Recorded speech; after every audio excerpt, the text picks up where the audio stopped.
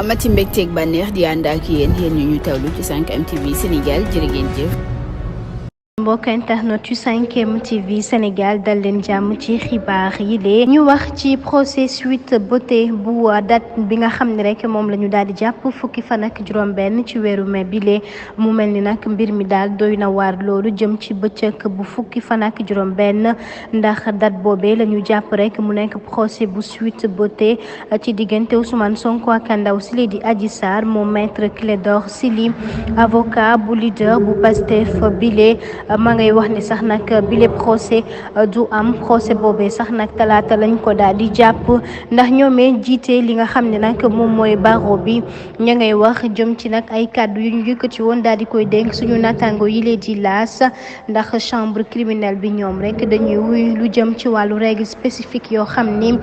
procédure boobee daal dina koy tëral rawatina ci plan ba nga xam ni moom la ñuy amalee suñu formalité obligatoire ak